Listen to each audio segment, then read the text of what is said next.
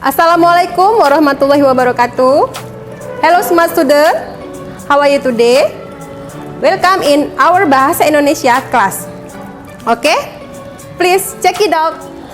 Oke, anak-anak Umi semua, hari ini kita kembali belajar bahasa Indonesia yang membahas masalah teks prosedur, yaitu pengertian dari teks prosedur, kegiatan untuk menyelesaikan suatu aktivitas atau metode langkah demi langkah secara pasti dalam memecahkan suatu masalah. Nah, ini yang dimaksud dengan teks prosedur.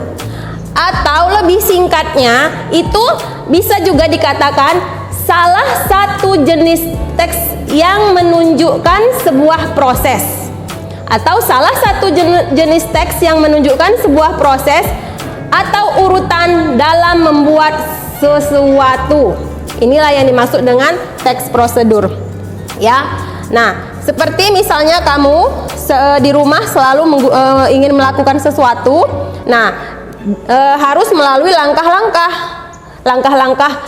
dalam melakukan sesuatu itu. Nah, agar hasilnya nanti bisa maksimal. Nah, itu dia yang dimaksud tadi dengan teks prosedur. Nah, di sini kita juga akan membahas mengenai cara atau mengidentifikasi tujuan dan jenis-jenis teks prosedur.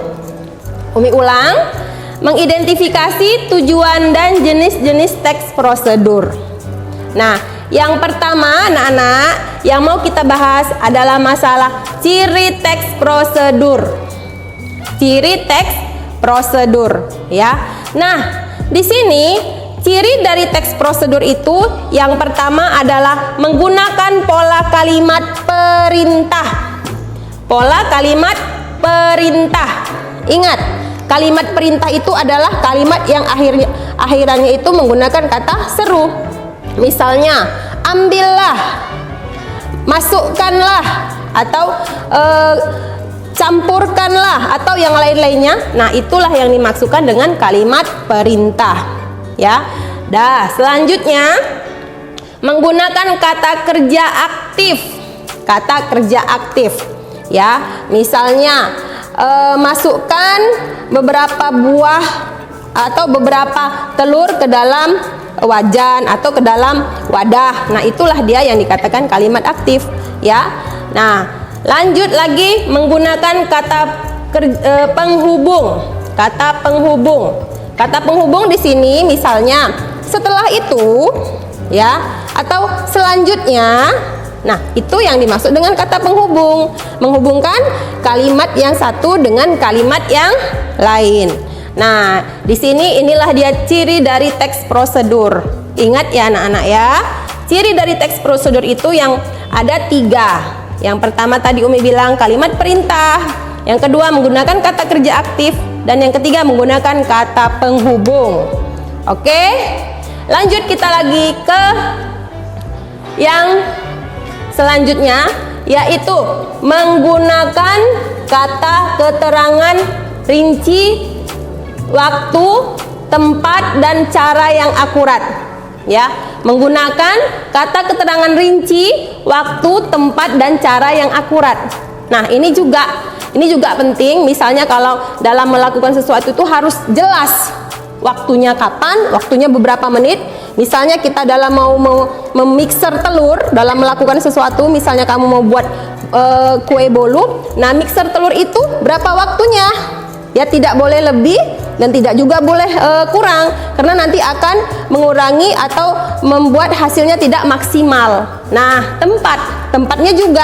Kalau kita dalam melakukan sesuatu dalam melakukan satu perjalanan harus jelas tempatnya di mana, ya.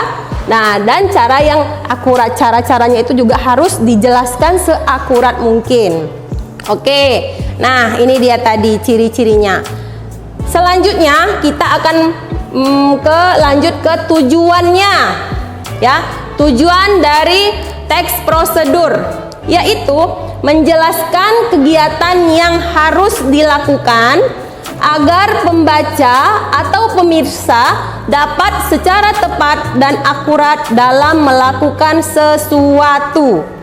Ya, inilah dia tujuannya, yaitu supaya kita ataupun supaya pendengar ataupun pembaca itu bisa melakukan apa yang diperintahkan atau apa yang dilihat atau yang dibaca.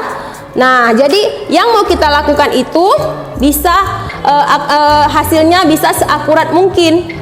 Misalnya kalau kamu mau buat kue, nah itu hasilnya bisa maksimal, hasilnya bisa bagus dengan langkah-langkah yang telah dibuat dalam teks prosedur tersebut. Oke ya. Nah, kita lanjut ya. Nah, di sini jenis-jenis teks prosedur itu yang pertama, ini jenis teks prosedur. Yang pertama itu teks prosedur untuk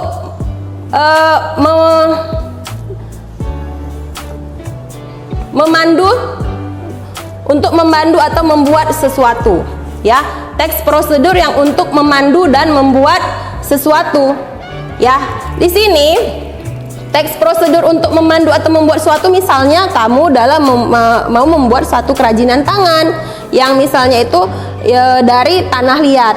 Nah, jadi itu dipandu, ya, dipandu ataupun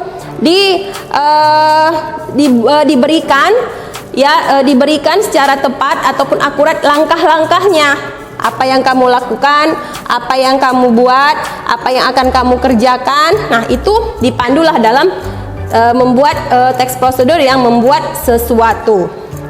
Nah, selanjutnya di sini teks prosedur untuk memandu sebuah kegiatan.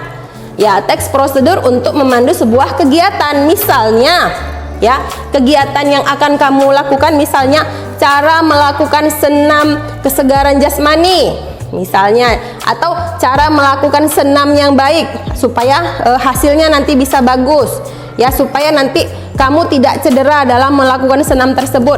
Nah, dalam teks prosedur ini nanti kamu akan dipandu, ya, dengan sebaik mungkin supaya nanti kamu bisa melakukan sesuatu itu tanpa ada hambatan ataupun tanpa ada cedera, ya, dalam melakukan sesuatu tersebut. Oke, nanti ada lagi satu lagi, yaitu teks prosedur, ya, mungkin Umi kelupaan. Teks prosedur untuk memandu atau memainkan alat, atau memainkan alat, baik itu alat musik atau alat-alat yang lain lah, ya kan. Nah, ini dia dalam teks prosedur. Misalnya kamu dalam memandu atau memainkan panduan tersebut dalam memainkan biola. Nah, cara memainkan biola itu dipandulah dalam teks prosedur tersebut. Atau misalnya lagi cara memainkan gitar. Nah, inilah dia jenis-jenis teks prosedur, ya. Hari ini Umi akan hanya memberikan contoh-contohnya saja ataupun jenis-jenisnya saja, belum masuk ke bagian-bagian ataupun contoh-contohnya. Untuk pertemuan yang akan datang, kita akan membahas lebih jauh lagi jenis-jenis contoh-contoh dari jenis-jenis teks prosedur tersebut, ya. Nah, Umi harap anak-anak Umi di rumah bisa mencari informasi lebih dalam lagi mengenai teks prosedur supaya kamu lebih paham lagi. Oke, sampai di sini pertemuan kita. Assalamualaikum.